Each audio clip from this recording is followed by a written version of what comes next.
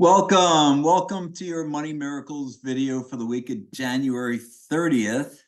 And no, I haven't been to Antarctica yet, but it's a good vision, good thing to have on your vision board. Why not? So let's talk about what did I accomplish last week.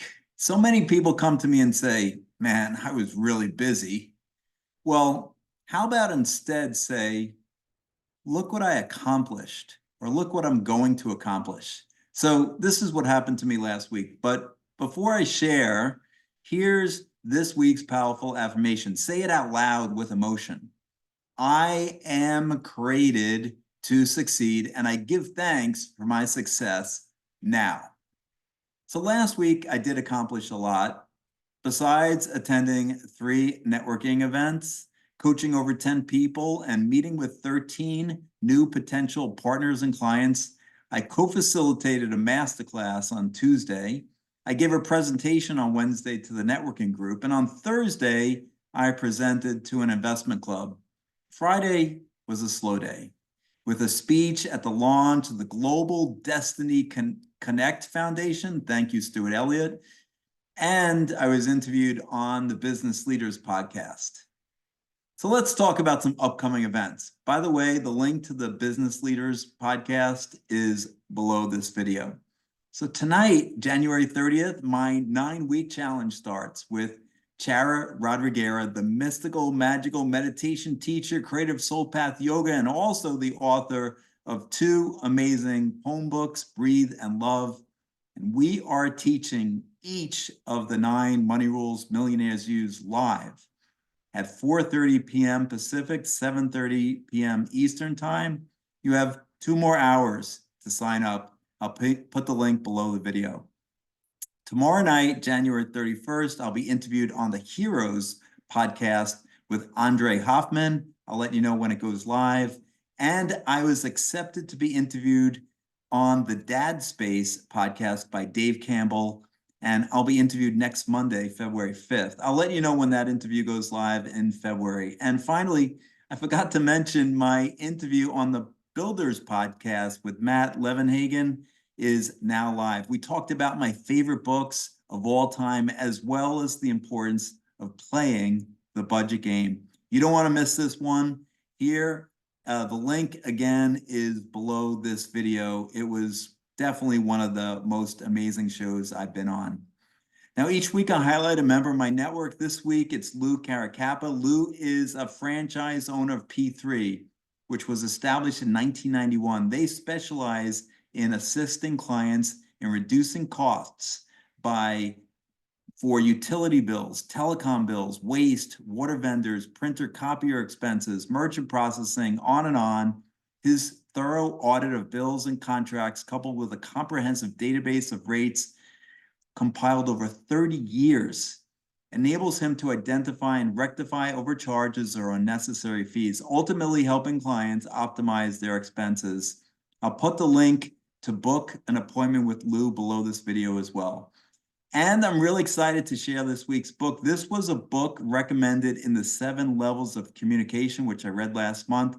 This week's book is called The Fred Factor by Mark Sanborn. So here's a couple of the quotes. The full notes are in my weekly email.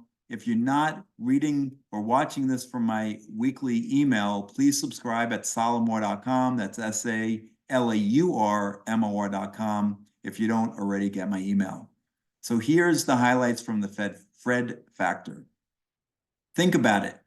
Do you add or take away from the experience of your customers and colleagues? Do you move your organization closer to or further from its goals?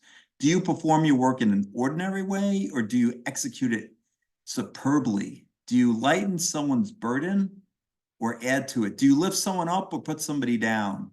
Nobody can prevent you from choosing to be exceptional. Fred Smith, the distinguished author and business leader, not the one that the book was written about, has noted from his years of leadership experience that most people have a passion for significance. Consider Fred the postman's example. Where others might have seen delivering mail as monotonous drudgery, Fred saw an opportunity to make the lives of his customers more enjoyable. He chose to make a positive difference. Martin Luther King said, if a man is called to be a street sweeper, he should sweep streets as Michelangelo painted, or Beethoven composed music, or Shakespeare wrote poetry. He should sweep streets so well that all the hosts of heaven and earth will pause to say, here lived a great street sweeper who did his job well. Whatever you are, be a good one. Abraham Lincoln. Here, in summary form, of the 4 principles I learned, that's what Mark learned from Fred the Postman, that he believes apply to any person in any profession, in any situation, anytime. Principle 1, everyone makes a difference. While position never determines performance, ultimately performance determines position in life. That's because position is based on results rather than intentions. It's about actually doing what others usually only talk about. Principle 2, success is built on relationships. Throughout my life, most of the mail sent to me has ended up in my mailbox. This service was performed by the U.S. Postal Service, which gave me what my postage paid for. Nothing more, nothing less. In contrast, the service I received from Fred the Postman was superior for many reasons. The biggest reason was my relationship with him. It differed from the relationship I've had with any other postal carrier before or since. In fact, Fred is the only personal carrier I've ever had a personal relationship with. Principle 3, you must continually create value for others, and it doesn't have to cost a penny. Do you ever complain that you don't have enough money, the necessary training, the right opportunities? In other words, do you believe that you lack resources to perform at a higher level? Then consider Fred. What resources did he have at his disposal? A drab blue uniform, a bag of mail, that's it. Yet he walked up and down the streets with his heart and head stirred. Principle 4, you can reinvent yourself regularly. So thanks for watching. I believe in you.